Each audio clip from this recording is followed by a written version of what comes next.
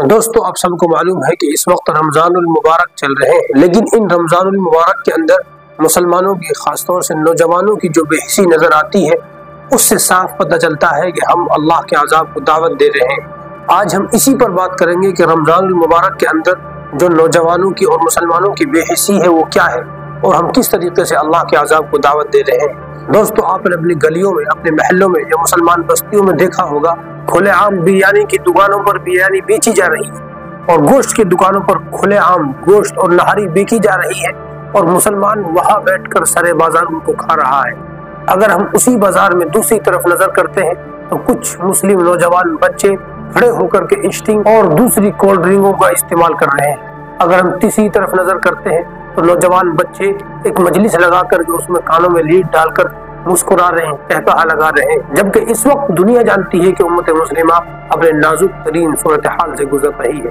फलस्तीन की तरफ अगर हम देखें तो वहाँ एक एक कतरे के लिए, एक एक लुकमा के लिए मुसलमान और मुसलमान बच्चे कितने परेशान हैं। और हमारी गलियों में, हमारे महलों में, जबकि हमारी मुल्क की सूरत हाल इतनी नाजुक हो चुकी है, हमारा मुसलमान नौजवान काबू से बाहर होता जा रहा है। अफसोस इस चीज पर है कि हम इसकी खैर खबर नहीं ले रहे हैं। हमारे महल्ले के बुजुर्ग, हमारे माशरे के उलमा या हमारे आसपास रहने वाले काबिल तरीन लोग इसको देख करके कुछ कहते नहीं है, सिर्फ इस वजह से कि हमें क्या लेना है।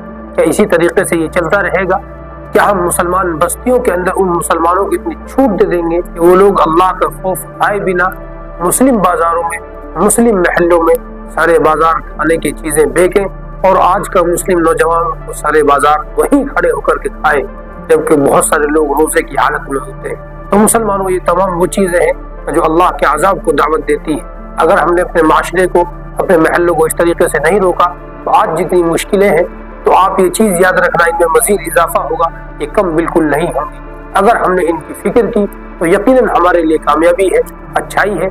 अगर हमने इसकी फिक्र नहीं ली, जैसा कि हम आज बेखबरी का सबूत दे रहे हैं, तो यकीनन हम एक ऐसे अंधेरे की तरफ जा रहे हैं जो हमारे लिए बहुत खतरनाक है। इसलिए मुसलमानों, आपसे दरख्वास्त है कि अपने महल्ले, माशरे में कम से कम जहाँ तक आपकी आवाज़ पहुँच सकती है वहाँ तक आवाज़ पहुँचाइए। ऐसे दुकान वालों को बिठा करके या किसी तरीके से समझाइए, उन नौजवानों को समझाइए कि रोज़ा रखना फ़र्ज है। अगर वो रोज़ा नहीं रखते हैं तो कम से कम इतना तो न कीजिए कि आप सरे बाजार खुलेआम चीज़ों को खाएं और पिए खड़े होकर के महल्लों में और चौराहों में।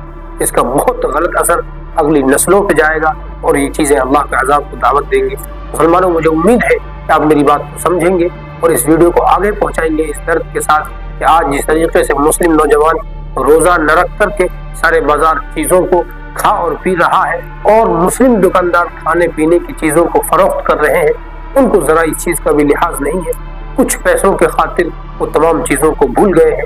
तो मुसलमानों, ताकि वो रुक जाएं, इस वीडियो को आगे पहुंचाएं, हमें सब्सक्राइब करें, इस वीडियो को लाइक करें।